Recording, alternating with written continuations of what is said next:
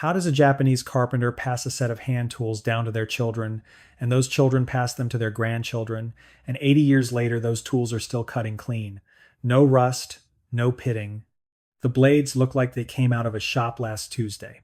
Walk into a traditional Japanese woodworking studio and you will see chisels laid out on cloth, planes oiled and wrapped, saws hanging dry on wooden pegs. Not because the craftsmen have some secret alloy or some expensive chemical spray, because they do something before they put each tool away, and they have been doing it the same way for centuries. There is a word in Japanese for this kind of craftsman: shokunin. A shokunin is not just someone skilled at their trade. The word carries a specific weight. It means someone who has devoted themselves to their craft so completely that every part of the process matters to them, including the tools. A shokunin does not see tool maintenance as a chore that comes after the real work. It is part of the work. The care of the tool is what makes the next day's work possible. Apply that idea to rust, and the whole picture shifts. A shokunin does not fight rust. They prevent it. And when rust does appear, they remove it without damaging the metal, then seal the surface so it cannot start again. That is what we are going to cover today. We are splitting this into two parts. First, how to remove rust that is already there, using things you probably already own. Then, how the shokunin tradition approaches long-term protection, and why the Japanese method costs almost nothing and lasts the life of the tool. Before we go further, I want to hear from you. What is the rustiest tool you own right now? A grandfather's plane? A set of garden trowels left in the shed? A socket set? Tell me in the comments. And if you're loving it so far, join the family by hitting subscribe, because tomorrow we've got something special lined up just for you. The most accessible rust removal method in your kitchen right now costs about $2 for the whole bottle. Plain white distilled vinegar. The 5% acetic acid variety that sits next to the cooking oil. Fill a container deep enough to submerge the rusted tool. A plastic tub, a glass jar, an old roasting pan. Pour in enough vinegar to cover the metal completely. Submerge the tool and leave it. For light surface rust, the kind that looks like orange dust on a drill bit or a faint reddish bloom on a chisel face, 2 to 4 hours is usually enough. For moderate rust, the kind with texture to it, leave it overnight. For severe rust, the kind that has been building for years, check at 24 hours and decide whether it needs longer. What is happening inside that tub is chemistry. Rust is iron oxide, what forms when iron reacts with oxygen and water over time. Acetic acid attacks that compound and converts it.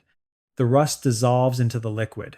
When you pull the tool out, you will see a dark residue on the surface. That wipes off. Underneath is bare metal. Now, this next step is the one people skip, and skipping it causes real damage. As soon as the tool comes out of the vinegar, rinse it thoroughly under running water.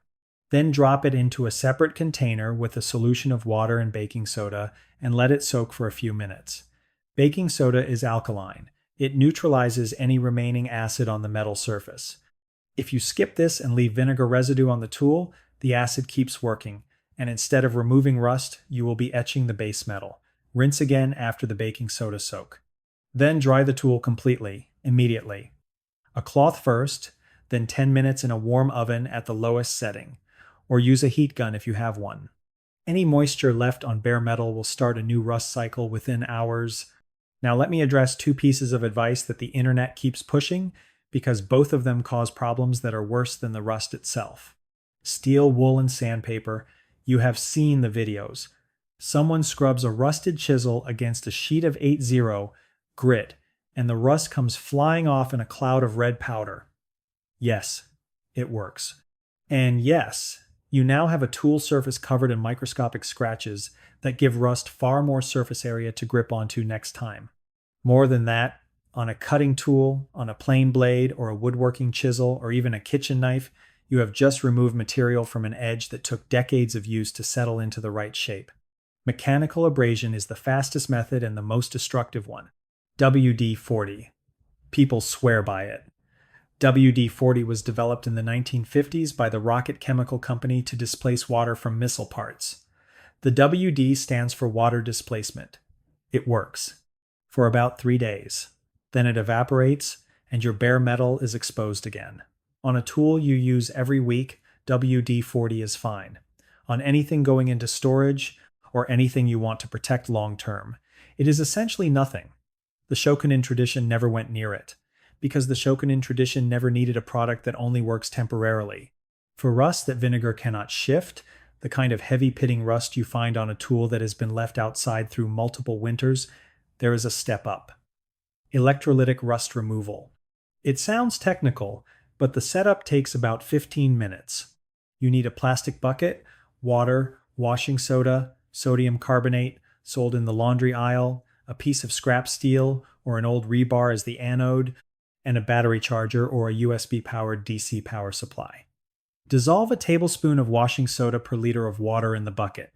Connect the positive terminal of the charger to the scrap steel. Connect the negative terminal to the rusted tool. Submerge both in the solution without letting them touch.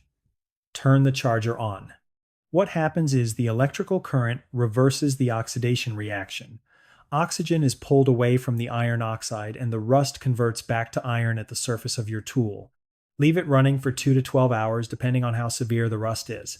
The water will turn black and murky. The rust becomes a soft black layer on the tool surface that wipes off easily with a cloth. No scratching, no scrubbing, no acid required. One honest note about both methods. If the rust has pitted deep into the metal, meaning it has been there long enough to eat cavities into the surface, those cavities will remain after the rust is gone. The rust is removed. The crater it left behind is not. That is not a failure of the method. That is what happens when rust goes untreated for years. The vinegar and electrolysis do their job. Time did the damage before you arrived. Preparing and narrating this story took us a lot of time, so if you are enjoying it, subscribe to our channel. It means a lot to us. Now back to the story. Now the part that actually earns the word Japanese. After the rust is gone and the metal is bare and completely dry, the shokunin reaches for one thing: camellia oil.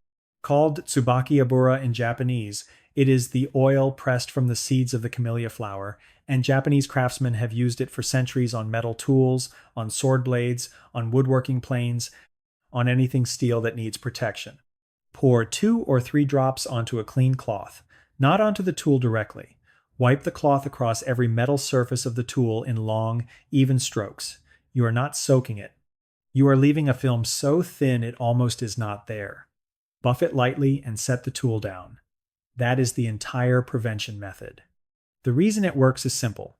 Rust needs 3 things: iron, oxygen, and moisture. Camellia oil forms a barrier on the surface of the metal that oxygen and water cannot penetrate. 2 of the 3 ingredients are blocked. The reaction cannot start. The oil does not evaporate in a week like WD-40 does. It stays stable on the surface for months. And unlike petroleum-based lubricants, camellia oil will not go rancid, will not smell, and is food safe enough that Japanese craftsmen use the same oil on their kitchen knives. A 100 milliliters bottle of food-grade camellia oil costs around $10 to $15 and lasts most people 2 to 3 years of regular use. The storage side of the shokunin approach is where most people lose the game, even after doing everything else right. A tool stored in a metal toolbox in a garage that goes through temperature swings is a tool that will rust. Metal surfaces sweat condensation when the temperature drops. That condensation has nowhere to go in a sealed metal box. The moisture sits on the steel. Japanese craftsmen wrap their tools in cloth before storing them. Not decorative cloth, plain natural cloth, cotton or linen. The cloth does 2 things. It absorbs any residual moisture before it can sit against the metal, and it prevents tools from knocking against each other and wearing through the oil film. For plain blades and chisels, wooden storage boxes or rolls of canvas are the traditional choice, and the reason is not aesthetics. Wood buffers humidity. In a wooden box, the environment around the tool stays more stable than in a metal one. If you are storing tools in a drawer or a cabinet, lay a sheet of brown paper under them. Paper draws moisture away from metal better than most synthetic liners. The timing rule that runs through the shokunin way of working is this: never put a tool away wet or dirty. It sounds obvious. Most people do not actually do it. A chisel used in wet wood, a garden spade pulled out of damp soil, a wrench that got rained on, all of these go back into the shed or the drawer while still carrying moisture. The rust starts that night. By morning, you have the beginning of the problem. The shokunin habit is to wipe before you put away, every time. A dry rag first to remove moisture and debris. Then 3 drops of oil on a cloth, across the metal surfaces, then back in its place. The whole process takes 30 seconds per tool. Done every use, the tool never rusts. Done sporadically, you spend weekends with vinegar baths and baking soda soaks trying to recover what 30 seconds would have saved. A word on the genuinely stubborn cases, because some rust situations test patience more than method. Cast iron tools, old vices, garden implements made from heavier iron, these respond to the same vinegar or electrolysis approach, but they need longer soaking times, usually 24 to 48 hours, and the neutralization and drying steps become even more critical. Cast iron is porous. Any acid or moisture trapped in the surface restarts rusting within a day. After drying cast iron, apply a heavier coat of oil than you would for tool steel, and consider rubbing in a small amount of wax as well. For tools that have been completely buried in heavy rust and seem to come back with new rust within days of treatment, the problem is usually incomplete drying or incomplete oil coverage. The metal is bare in spots. Go back through the drying process with heat, cover every surface with oil, and pay attention to the joints and recesses where moisture hides. The cost of this approach is worth saying plainly. White vinegar, under $2. Baking soda, $1. A box of washing soda for electrolysis, $3, and you use a fraction of it. A 100 milliliters bottle of camellia oil, $10 to $15, and it lasts years. That is the full restoration and long-term protection kit for every tool you own, for roughly $20. Compare that to sandpaper you go through by the sheet, WD-40 cans you replace every few months, rust converter sprays that cost $8 for a small tin, and eventually the tools you throw away because the rust won and the replacement cost seemed lower than the fight. The peace of mind is quieter than the money argument, but probably matters more.